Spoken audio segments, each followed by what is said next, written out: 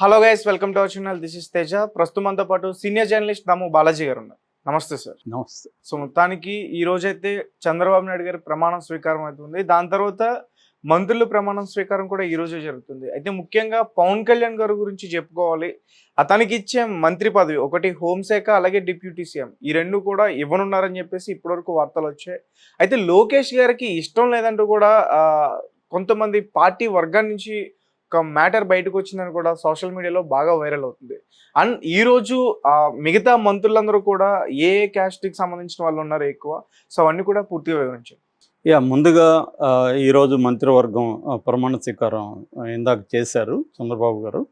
So ఈ మంత్రివర్గాన్ని ప్రకటించారు కూడా. ఈ మంత్రివర్గం ఎవరెవరు ఉన్నారు, ఏ ఏ కులాలు ఉన్నారు అనేది ముందుగా మనం చూద్దాం. దాని తర్వాత పవన్ కళ్యాణ్ విషయం మాట్లాడదాం.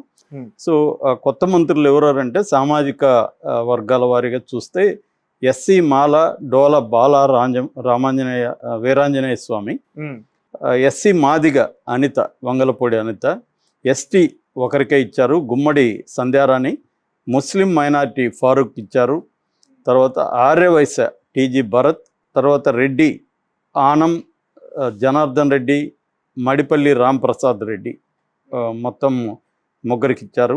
కాపు నలుగురికి ఇచ్చారు, నిమ్మల, తర్వాత పవన్ కళ్యాణ్, కందులు దుర్గేష్, నారాయణ మన నారాయణ విద్యా సంస్థలు, కమ్మ నారా లోకేష్, నాదెండ్ల మనోహర్, తర్వాత వయ్యావుల కేసు గొట్టిపాటి రవి నలుగురికి ఇచ్చారు. BC Yadav Parthasarathi Satyakumar BJP, BC మత్స్యకార కొల్లు రవీంద్ర, బీసీ తూర్పు Kapu K Srinivas, BC Koppula Velama Atchannaidu, BC Goud Anagani Satyaprasad, BC సిట్టిబుల్జ వాసం సిట్టి సుభాష్, కొరబ సవిత. సో ఇది మంత్రి వర్గానికి ఇచ్చింది. మొత్తంగా 25 మందిని అనౌన్స్ చేశారు ఇప్పటికీ. ఇందులో జనసేనకు 3, బీజేపీకి 1, బీసీలు టోటల్గా 8 మంది, ఎస్సీలు 2, ఎస్టీలు 1, ముస్లిం 1, వైశ్యులు 1, కాపులు 4, కమ్మ 4, రెడ్డి 3. సో ఇందులో మహిళలకి మాత్రం 3కి మాత్రం ఇచ్చారు. సో ఇందులో కొత్త వాళ్ళు ఫస్ట్ టైమర్స్ 17 మంది అని చెప్పచ్చు. ఒక రకంగా ఇది చంద్రబాబు కూర్పు చాలా బాగుందని అన్ని వైపుల నుంచి కూడా చెప్తున్నారు. ప్రధానంగా ఏంటంటే కొత్త వాళ్ళని ఎంతమందిని తీసుకురావడం అనేది చంద్రబాబు చేసిన ఫీట్. ఎందుకంటే ఆయనకి కూడా చాలా పెద్ద కసరత్తు అవుతుంది ఇది. ఎందుకంటే 164 మంది ఎప్పుడూ లేదు చంద్రబాబు జీవితంలో, ఇంతమందిని గెలిపించిన చరిత్ర లేదు. అందుకని ఆయనకు కూడా ఇది కసరత్తు పెద్దదైంది. బట్ సీనియర్స్ని పక్కన పెట్టి 17 మందిని వీళ్ళకి ఇవ్వడంతో సీనియర్స్ కొంత కోపంగా ఉన్నారని తెలిసింది. అయినా కూడా వాళ్ళు ఏం చేసేది లేదు. వాళ్ళకి మేబీ ఏదైనా నామినేటెడ్ పోస్టులు ఇచ్చే అవకాశం ఉంది. అయితే ఒక్క మంత్రిని ఇంకా ఇవ్వాల్సి ఉంది. అది బీజేపీ నుంచి వాళ్ళు అడుగుతున్నారని చెప్తున్నారు. ఇప్పటికి బీజేపీకి ఒకరినే ఇచ్చారు కాబట్టి ఇంకొకరిని బీజేపీ నుంచి తీసుకునే అవకాశం ఉంది. సో ఇప్పుడు ప్రమాణ స్వీకారానికి కూడా ఇటు చాలామంది ఒక రకంగా దేశమే కదిలొచ్చిందని చెప్పచ్చు. సో ఈ కాంటెక్స్ట్లో పవన్ కళ్యాణ్ ఇష్యూ ఒకటి వైరల్ అవుతుంది. సో దీన్ని జనసైనికులే వైరల్ చేస్తున్నారు. ఎందుకంటే పవన్ కళ్యాణ్ 2 పదవులు అడిగారని. ఒకటేమో deputy CM, already deputy CM ఇవ్వడానికి చంద్రబాబు కూడా అభ్యంతరం ఏం లేదు. ఎందుకంటే పవన్ కళ్యాణ్ని మొన్న కూడా ఆయన విపరీతంగా పొగిడారు. పవన్ కళ్యాణ్ వల్లనే ఈ విజయం సాధ్యమైందని చెప్పారు. ఎందుకంటే ఒక రకంగా తెలుగుదేశం చాలా క్రైసిస్లో ఉన్న టైంలో పవన్ కళ్యాణ్ ఆదుకోవడం, అక్కడి నుంచి ఒక ఊపు వచ్చిందని చెప్పచ్చు. అట్లాగే ఫస్ట్ టైం చరిత్రలో అసాధ్యం అనుకున్న ఒక కాంబినేషన్ కమ్మ కాపు కాంబినేషన్. ఎందుకంటే కమ్మ కాపులకి ఎప్పటి నుంచి కూడా వైరం ఉంది. వంగవీటి మోహన్ రంగాను ఎన్టీఆర్ పీరియడ్లో చంపించారు, తెలుగుదేశం వాళ్ళే చంపించారు అనేది వాళ్ళకు ఉంది. కాబట్టి కమ్మ కాపు మధ్య ఎప్పటి నుంచో పగ రగులుతుంది. అలాంటి దాన్ని ఇది సాధ్యం కాదనుకున్న దాన్ని సుసాధ్యం చేయడంలో పవన్ కళ్యాణ్ పాత్ర పెద్ద స్థాయిలో ఉంది. సో అందుకని పవన్ కళ్యాణ్కి ఖచ్చితంగా డిప్యూటీ సీఎం పోస్ట్ ఇద్దామనేది చంద్రబాబు కానీ లోకేష్ కానీ ఉంది. అయితే పవన్ కళ్యాణ్ అడిషనల్గా హోమ్ కూడా అడుగుతున్నాడు అనేది ఇప్పుడు వస్తున్న వార్త. మొన్నటి వరకు ఏమన్నారంటే పవన్ కళ్యాణ్కి ముందు నుంచి కూడా పోలీసులు అంటే ఇష్టం ఉంది, వాళ్ళ ఫాదర్ కూడా పోలీసు రిటైర్డ్ అయ్యాడు ఆయన పనిచేసి. సో అన్నప్పుడు పవన్ కళ్యాణ్ ఒకసారి మాట్లాడుతూ నాకు వ్యవసాయం ఉన్న పర్యావరణం అన్న చాలా ఇష్టం అని చెప్పాడు. సో దాంతో అందరూ కూడా గస్ ఏం చేశారంటే ఈయన పర్యావరణ శాఖ కానీ వ్యవసాయ శాఖ కానీ అడిగే అవకాశం ఉంది అనేది అనుకున్నారు. కానీ ఆయనకి ఇష్టాలు వేరు, ఇక్కడ మంత్రివర్గంలో పనిచేసే పరిస్థితి వేరుగా ఉంటుంది కాబట్టి ఆయన హోమ్ అడుగుతున్నట్టుగా తెలుస్తుంది. ఎందుకంటే హోమ్ అనేది వెరీ ఇంపార్టెంట్ శాంతి భద్రతలకు సంబంధించింది. రెండవది పవన్ కళ్యాణ్ గెలిచినప్పటి నుంచి కూడా మాట్లాడుతున్న దీంట్లో ఒక కంప్లీట్ షిఫ్ట్ కనబడుతుంది. అంతకుముందు అంత పవన్ కళ్యాణ్ ఎక్కడికి పోయినా అక్కడ ఉన్న లోకల్ లీడర్ని మోకాళ్ళ మీద నిలబెడతా సట్టుబట్టు లాక్కొస్తా ఎక్కడున్న వదలను ఇలాగ మాట్లాడేవాడు.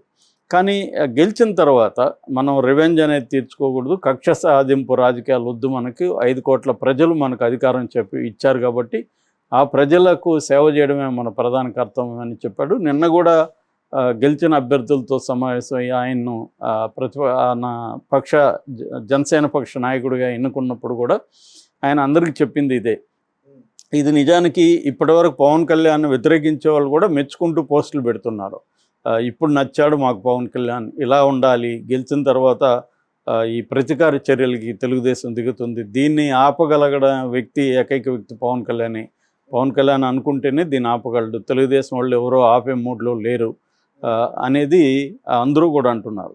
సో ఈ కాంటెక్స్లో పవన్ కళ్యాణ్కి కూడా ఏంటంటే ఇప్పుడు కానీ హోమ్ మినిస్ట్రీ కానీ తెలుగుదేశం వాళ్ళు తీసుకుంటే వీళ్ళు రివెంజ్ దీంట్లోకి వెళ్తారు, వైసీపీ వాళ్ళని అరెస్టులు చేయడం లేకపోతే కొట్టడం ఈ కార్యక్రమాల్లో ఉంటారు. దీనివల్ల మళ్ళీ మనకు చెడ్డ పేరు వస్తుంది, తనకి ముఖ్యంగా పవన్ కళ్యాణ్కి చెడ్డ పేరు వస్తుంది. ఎందుకంటే పవన్ కళ్యాణ్ ప్రతిదానికి నాది బాధ్యత అని అనేక హామీలు పర్సనల్గా కూడా ఇచ్చుకుంటూ వచ్చాడు. అభివృద్ధికి సంబంధించిన నాది బాధ్యత ఈ కూటమిలో అని చెప్పుకుంటూ వచ్చాడు.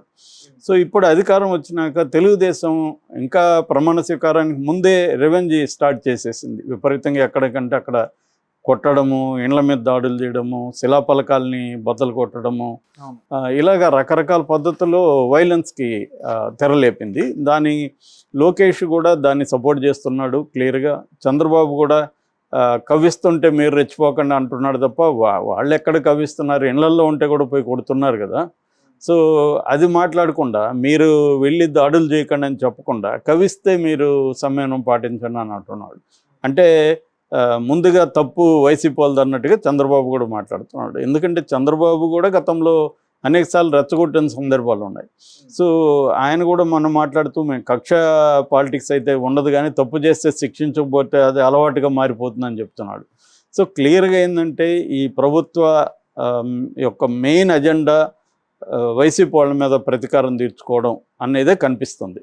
అందుకనే ఒక పక్క ఎలక్షన్ రిజల్ట్స్ వచ్చిన మరుసటి రోజు నుంచే ఫైల్స్ అన్నిటినీ వీళ్ళు క్యాప్చర్ చేసి పెట్టుకోవడం, రెండోది బెవరేజెస్ ఎండి వాసుదేవ్ రెడ్డి ఇంటి మీద దాడి చేయడం, ఇలాగ ఇంకా అధికారం రాకముందే వాళ్ళు స్టార్ట్ చేసేసారు. సో రెండు వైపులా అంటే ఒకటి లీగల్గా సిఐడీలని మిగతా సంస్థలను ఉపయోగించి వాళ్ళ మీద కేసులు పెట్టి వాళ్ళని కుంభకోణాల్లో ఇరికిచ్చి వాళ్ళని హరాస్ చేయడం ఒక పద్ధతి అయితే, ఇంకొకటి స్ట్రీట్ బ్యాటిల్. సో వీళ్ళ క్యాడర్ అంతా వెళ్ళి అటాక్స్ చేయడం, తర్వాత వైఎస్ఆర్ విగ్రహాలని ధ్వంసం చేయడం. ఎస్కే యూనివర్సిటీలో అయితే వెళ్ళిపోయి ఛాంబర్లో వీసీ ఛాంబర్లో గొడవ చేసి ఆ వీసీని ఇప్పుడే దిగిపోమంటున్నారు అతను రెడ్డి కాబట్టి. అసలు తెలుగు యువత అనేది ఈ 5 ఏళ్లలో నేను ఎప్పుడు వినలేదు తెలుగు యువత ఒకటి ఉందని. అంటే వైసీపీ అరాచకాలు కావచ్చు, ఇంకోటి కావచ్చు, దానికి వ్యతిరేకంగా ఎప్పుడు తెలుగు యువత పనిచేసింది లేదు. సడన్గా ఇప్పుడు తెలుగు యువత పేరుతో ఎక్కడికక్కడ దాడులు జరుగుతున్నాయి. సో దీనంతా కూడా కంట్రోల్ చేయాల్సింది హోంశాఖ కాబట్టి, హోంశాఖ తన కంట్రోల్లో ఉంటే ఇటువంటి రివెంజ్ దానికి చోటు లేకుండా చూసుకుందాం అనేది, పోలీసులను కూడా సంస్కరిద్దాం అనేది పవన్ కళ్యాణ్కి ఉన్నది. పవన్ కళ్యాణ్ గతంలో కూడా ఆయన మీద కేసులు పెట్టినప్పుడు పోలీసులకంతా కూడా ఛాలెంజ్ విసిరాడు.